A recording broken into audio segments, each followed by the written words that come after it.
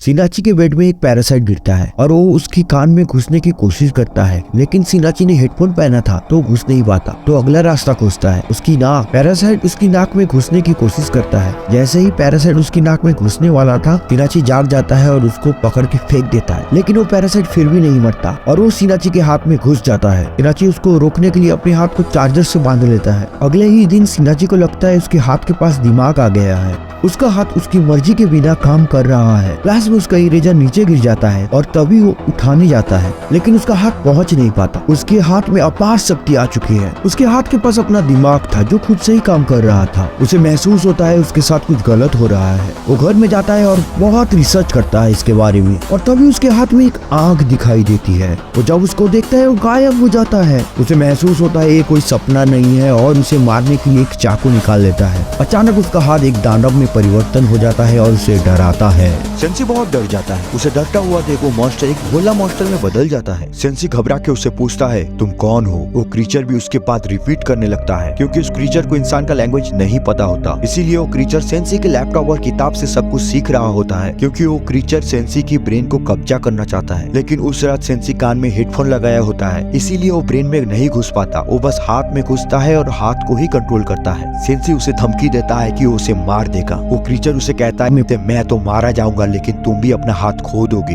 अब क्रीचर अपना नाम बताता है उसे मिगी। मिगी सेंसी से कहता है वो उसे कोई भी चोट नहीं पहुंचाएगा, क्योंकि मिगी उसका होस्ट है। अब मिगी सेंसी के जरिए सारी इन्फॉर्मेशन निकालता है। स्कूल में हो रही मार्शल आर्ट को वो देख के ही सीख लेता है। मिगी और सेंसी के बीच में एक कनेक्शन बन जाता है। वो दोनों गहरे दोस्त बन जाते हैं, और इस तरफ जो क्रीचर इंसान के दिमाग में घुसे हैं वो दूसरे इंसान को खाने लगते हैं। एक दिन सेंसी स्कूल से आ रहा था और उसे मिगी खींचकर एक रेस्टोरेंट में ले जाता है, क्योंकि उसे महसूस हुआ था उसके आसपास और एक पैरासाइट है। अंदर जाते ही सेंसी देखता है एक पैरासाइट और एक इंसान को मार के खा रहा है। उसी टाइम वो पैरासाइट मिगी को देख लेता है और उसे अपना दोस्त समझने लगता है, क्योंकि दोनों पैरासाइट होते हैं। जब वो पैरासाइट को पता लग जाता है कि मिगी अभी तक सेंसी के दिमाग में कब्जा नहीं कर पाया है, तब वो पैरासाइट डिसाइड करता है कि सेंसी को मार के खा लेगा। वो अपना सर को मॉन्स्टर की तरह खोलता है और सेंसी के ऊपर हमला करने लगता है। उस टाइम मिगी उसका दोस्त उसे बचाता है और उस पैरासाइट का सर काट देता है। धीरे धीरे शहर में लोग कम हो रहे थे, लेकिन पुलिस समझ नहीं पाती कि इतनी जल्दी जल्दी लोग कहाँ जा रहे हैं। सेंसी मिगी से बात करता है। उसे और उसके साथियों को ये रोकना होगा। वो ऐसे ही इंसान को मार के नहीं खा सकते। और मिगी उसे जवाब देता है कि पैरासाइट का खाना ही इंसान है। ठीक जैसे इंसान जानवर को मार के खाते हैं, उसी तरह ये पैरासाइट इंसान को मार के खाते हैं। सेंसी जब स्कूल में जाता है, मिगी को एहसास होता है और एक पैरासाइट वहाँ पर मौजूद है, और ये पैरासाइट उनकी नई टीचर तामिया होती है, और वो भी पहचान लेती है सेंसी एक पैरासाइट है। स्कूल के बाद दोनों मिलते हैं, जहाँ पर वो बताती है मुझसे मत डरो, मैं बस यहाँ रिसर्च कर रही हूँ इंसान कैसे रहते हैं। धीरे धीरे और दोनों पैरासाइट से वो मिलाती है। स्टूडेंट का नाम होता है सीमादा और पुलिस ऑफिसर का नाम होता है मिस्टर ए। तामिया यहाँ टीम बना के इंसानों को स्टडी कर रही है,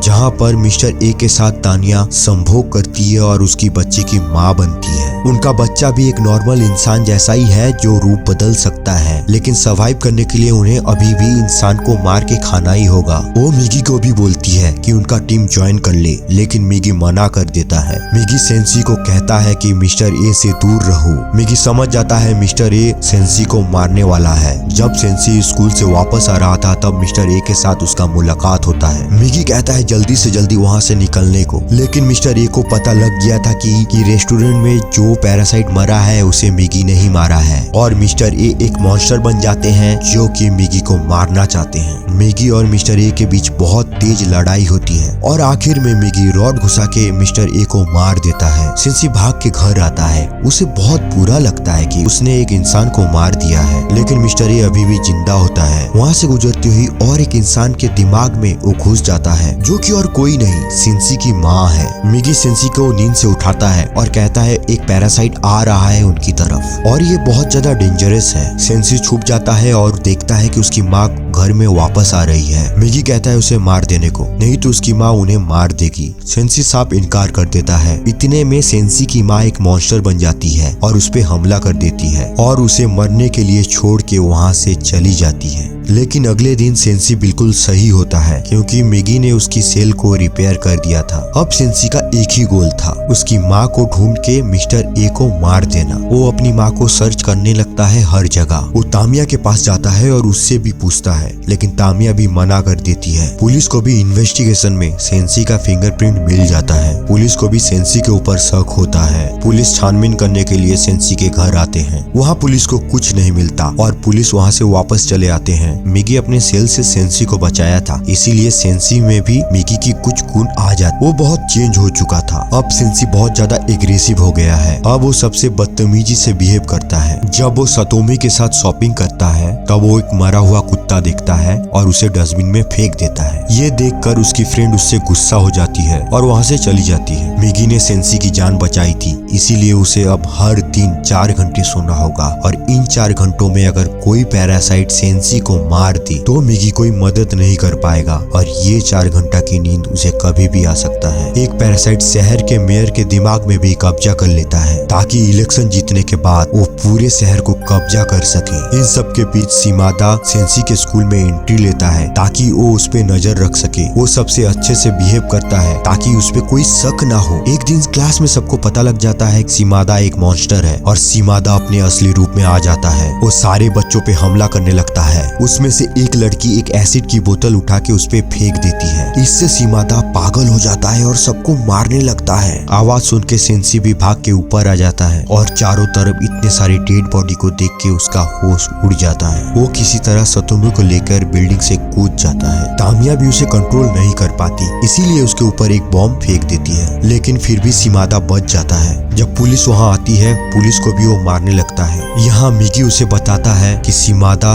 स्कूल के छत की तरफ आ रहा है। तब सेंसी स्कूल के सामने वाले बिल्डिंग में आ जाता है और मिगी को एक धनुष बनाकर शिमादा के ऊपर हमला करता है, जिससे शिमादा मर जाता है। तामिया सेंसी से मिलती है और कहती है उसे कुछ दिन के लिए अंडरग्राउंड होना पड़ेगा क्योंकि वो अब जल्दी माँ बनने वाली है। और जाते जाते सेंसी को वो मिस्टर ए का एड्रेस दे जाती है। सेंसी मिस्टर ए की तलाश में उस एड्रेस में आ जाता है और इसी टाइम मिगी सो जाता है और अपने आप को एक तरवाल में बदल लेता है। सेंसी और मिस्टर ए के बीच में लड़ाई होती है और सेंसी मिस्टर ए को मार देता है, जिसके साथ उसकी माँ भी मर जाती है। उसके बाद हम देखते हैं जिस मेयर में पैरासाइट ने कब्जा किया था वो इलेक्शन जीत जाता है। अब वो पूरा शहर को कंट्रोल करता है। जो ऑफिसर इनमें छानबीन किया था उसको फाइल देने को कहता है। यहाँ पर पैरासाइट को मारने के लिए एक प्लान बनता है। इसके बाद हम देखते हैं पैरासाइट को मारने के लिए एक ऑपरेशन जारी होता है, ऑपरेशन ह्यूमन लाइफ प्रोटेक्शन। यहाँ तामिया के पास और एक पैरासाइट आता है जिसका नाम होता है गोटो। गोटो पैरासाइट का लीडर भी था। मूवी के एंड में सेंसी सतोमी से मिलने हॉस्पिटल जाता है और प्रॉमिस करता है एक एक पैरासाइट को मारकर पूरे शहर को पैरासाइट से आजाद कर देगा। उसी टाइम और एक बिल्डिंग से कोई उसका फोटो खींच रहा था और मूवी यहीं पर खत्म हो जाती है। अगर तुम्हें ये मूवी पसंद आई तो तुम्हें राइट वाली मूवी भी पसंद आएगी, तुम उसे भी देख सकते हो।